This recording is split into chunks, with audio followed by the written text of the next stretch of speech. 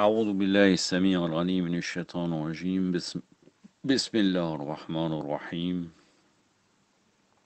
الحمد لله رب العالمين وبه نستعين وصلى الله على سيدنا محمد وأطهر الطاهرين وعلى الله دائم أجمعين من الآن إلى قيام يوم الدين آمين رب العالمين. Encyclopédie chiite, je suis arrivé au sujet de Fadak qui va être assez long. Je ne sais pas combien il y aura de parties, mais je commence juste par une petite introduction qui ne sera pas très longue, qui nous parle de la spoliation des ressources financières d'Ahlul Bayt. Je commence. Afin d'écraser l'opposition, le premier calife et son second, donc les califes usurpateurs Abu Bakr et Omar, s'approprièrent l'héritage du prophète. Dans le Sahih Bukhari, Aïcha relate, Fatima, alayhi salam, la fille du prophète, a envoyé quelqu'un à Abu Bakr quand il était un calife, demandant sa transmission que l'apôtre d'Allah, donc son héritage, que l'apôtre d'Allah avait laissé comme prise de guerre à Médine et Fadak, et de ceux qui restaient du Khomuz de Khaybar. Mais Abu Bakr a refusé de donner n'importe quoi à Fatima, c'est-à-dire de lui donner n'importe quelle chose en fait. Il y a une mauvaise traduction. Ainsi, elle est devenue fâchée avec Abu Bakr et ne lui a plus adressé la parole jusqu'à qu'elle soit morte. Elle est restée vivante pendant 6 mois après la mort du prophète. Quand elle est morte, son mari Ali alayhi salam l'a enterrée la nuit sans informer Abu Bakr et accomplit la prière funéraire tout seul. Bien sûr, c'est la référence des Bakri, car en réalité, le maximum qu'elle serait restée vivante jusqu'après le martyre du prophète, sallallahu alayhi wa alayhi, c'est 75 jours. Bon, on va dire 78 jours, puisqu'on peut compter que après le martyre du prophète, tout de suite après le martyr, vers le 3 ou le 4 Rabi'l Awwal, et ben, il y a eu l'attaque Hujum Bayt al-Fatima alayhi salam. Donc, on va dire 78 jours, 79 jours, et non pas 6 mois. Donc la référence Bakri, c'est Sahih al-Bukhari, volume 5, chapitre La bataille de Khaybar, dans la version arabo-française, la tradition 4240 et 4241. Sahih Muslim, volume 2, numéro 2023. Maintenant, soit loin, l'un Abu Bakr, ou l'autre Fatima alayhi salam, a menti en se servant des hadiths du prophète. Si elle avait menti, elle n'en a pas mérité l'énonciation du prophète, que Fatima est une partie de moi, celui qui l'hérite mérite. De plus, c'est tu l'hérite. Celui qui l'hérite mérite. De plus, c'est une indication claire de son infaillibilité, la phrase de la purification du Saint-Coran, que j'avais déjà citée et qu'on a maintes fois analysé, la sourate 33, le verset 33, que Allah vous purifie totalement, c'était les Ahlul Bayt. Et donc est une autre indication de son infaillibilité relatée par Aïcha. Sahih Muslim, puisque Aïcha a témoigné du verset de la purification. Sahih Muslim et Al-Bukhari sur les mérites de la famille du prophète sallallahu alayhi wa alayhi. Par conséquent, on ne peut accepter qu'elle soit traitée injustement et qu'il était facile d'être stigmatisée de menteuse par Omar, qui fut disposé d'incendier sa maison à moins que ses occupants sortent pour offrir leur allégeance à Abu Bakr.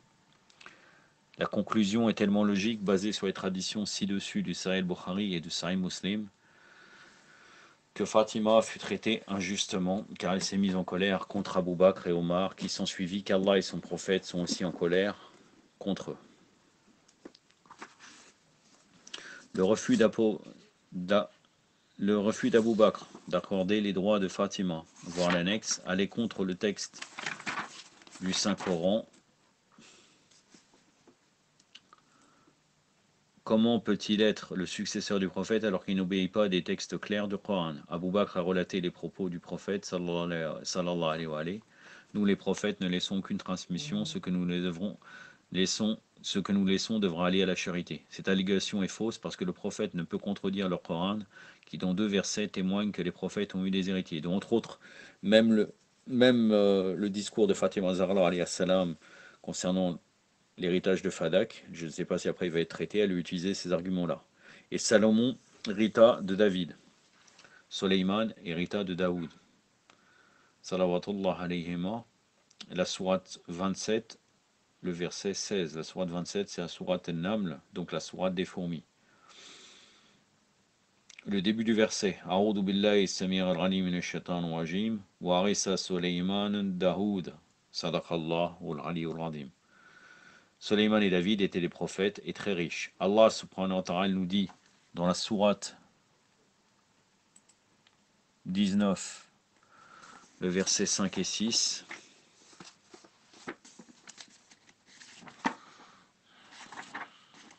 Donc la sourate Mariam, alayhi salam, Marie, versets 5 et 6. Zacharia pria à Allah en disant: donne-moi un fils qui hérite de moi et hérite des enfants de Jacob. Donc là, ce n'est pas seulement uniquement l'enseignement spirituel, c'est aussi des biens. Bien évidemment, comme indiqué dans le verset d'une manière extérieure, car en premier lieu dans le Coran, on prend le sens extérieur compréhensible. Mais bien sûr, pour une petite parenthèse aussi, quand c'est des versets qu'on pourrait penser qui nuit à l'infaillibilité des prophètes, comme certains versets coraniques, là on devrait revenir aux commentaires des Ahlul Bayt. Mais là, ce verset est clair extérieurement. En premier lieu, c'est le sens extérieur du Saint-Coran qui tient lieu de preuve. Donc là, c'est l'héritage, non pas seulement l'héritage spirituel, mais aussi matériel.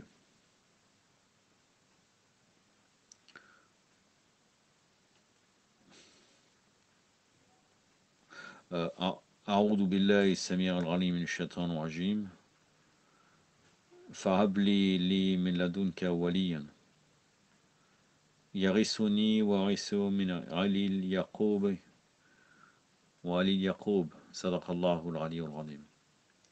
Ce sont des exemples de la transmission des prophètes. En fait, Fatima alayhi salam a mentionné ces versets afin de prouver son droit à l'héritage, mais Abou Bakr refusa ses dires, comme je vous l'ai dit précédemment dans le discours de Fadak, par la suggestion de Omar, et sont intentionnellement allés à l'encontre des textes clairs du Coran. Les faits historiques témoignent que le prophète même avait déjà transféré Fadak, qui était un grand et riche morceau de terre du Hijaz, à Fatima alayhi salam, et c'était la propriété de Fatima longtemps avant le martyre du prophète. Sallallahu alayhi wa alayhi. Donc, ce n'était pas une transmission comme réclamé par Abou Bakr. La raison pour laquelle le prophète a transféré Fadak à Fatima était de fournir les ressources financières pour les Ahlul Bayt et ses disciples. Mais après la mort du prophète, le décès du prophète, sallallahu alayhi wa alayhi, Abou Bakr et Omar ont écarté les propriétaires de ces terres et ont confisqué ce bien et d'autres propriétés appartenant aux Ahlul Bayt. La raison est très simple. Ils ont su que si cette riche propriété demeure entre les mains de l'imam Ali et de Fatima alayhi salam, ils dépenseront ces revenus à leurs disciples, et ceci donnera une force contre la partie rivale et mettre en danger leur position. Abou Bakr et Omar bloquèrent cette rente afin d'éliminer les oppositions. Il était nécessaire d'enlever toutes les capacités au Ahlul Bayt, ainsi le problème n'était pas simplement financier, il était de nature politique. La colère de Fatima alayhi salam n'avait rien à voir avec les plaisirs de ce monde. L'histoire témoigne que l'imam Ali alayhi salam et Fatima alayhi salam eurent une vie très modeste. Il est reconnu que les versets 76, 8 et 9, ça c'est les versets, je ne vais pas revenir, sur les versets que les Ahlul Bayt alayhi salam ont jeûné, et en fait à chaque fois ils ont donné aux pauvres, à l'orphelin et aux prisonniers leur nourriture du soir de l'iftar. C'est la sourate 76, le verset 8 et 9. Donc sourate Dar, donc ce qu'on dit le temps, appelée aussi la sourate El-Insan, le sourate donc de l'être humain. L'homme en grand, avec un grand H. Il est reconnu que les versets de la sourate 76, versets 8 et 9 du Saint-Coran furent révélés à leur honneur, lorsque pendant 3 jours consécutifs, ils ont donné leur repas à des personnes indigentes à l'heure de la rupture du jeûne. De tels pieux ne luttent pas ou ne deviennent pas courroucés pour des affaires mondaines. C'est pourquoi la colère de Fatima alayhi salam est aussi la colère du prophète sallallahu alayhi wa sallam. En fait, ils ont lutté pour Allah et dépensé leur propriété légitime pour son droit chemin et ses disciples. À l'époque de Haroun el-Rachid, Haroun el-Dalal, l'arnatullah alayh, un des tyrans abbassides, le pays islamique s'étendait dans sa plus grande ampleur. Elle se limitait d'Afghanistan et d'Asie centrale jusqu'en Afrique du Nord. Ainsi, il voulut rendre ce morceau de terre. D'ailleurs, en le renvoyant, ce dynaste alimentait une propagande pour son intérêt. Selon quelques rapports, Haroun a indiqué à l'imam Moussa al-Khazem alayhi salam: fais-nous connaître les limites de la terre de Fadak afin que je puisse te la renvoyer. L'imam a répondu: je l'accepterai seulement en sa totalité. Haroun a indiqué alors ses frontières. L'imam alayhi salam a répondu: si j'indique ses frontières, vous ne le donnerez pas. Haroun l'arnatullah alayhi a continué: je jure au nom de votre père que je le renverrai. L'imam a indiqué: il s'étend d'un côté à Aden, donc c'est la partie méridionale de la péninsule arabe, et d'un côté à Samarcande, Afghanistan, et d'un autre côté en Arménie, sud de la Russie et d'Égypte jusqu'en Afrique. Le visage de Haroun changea de couleur et dit: ceci ne me laisse rien. L'imam a répondu: je t'ai dit que vous ne le verrez pas si j'indique ses limites. El-Bihar, volume 48, page 144, hadith numéro 20. Ça, c'est pour nous indiquer que en fait, en réalité, Fadak représente l'imam. Et comme la terre entière appartient aux imams, c'est pour ça que l'imam a déterminé la terre de Fadak comme étant la totalité de l'empire musulman. J'en ai terminé. Et par la suite, il est indiqué, on devra répondre, ça sera les shubuhat concernant Fadak en fait. C'est comme ça qu'on pourra développer sur le sujet de Fadak. Apparemment, oui, je pourrai couper car à chaque fois c'est quelqu'un qui s'appelle Khaled qui émet des shubuhat, donc je pourrai séparer en faisant plusieurs parties. Car sinon en soi, le sujet est très très long. Je suis en train de regarder. Ah oui, oui, franchement, je pense peut-être 2 parties, 3 parties même, Inch'Allah.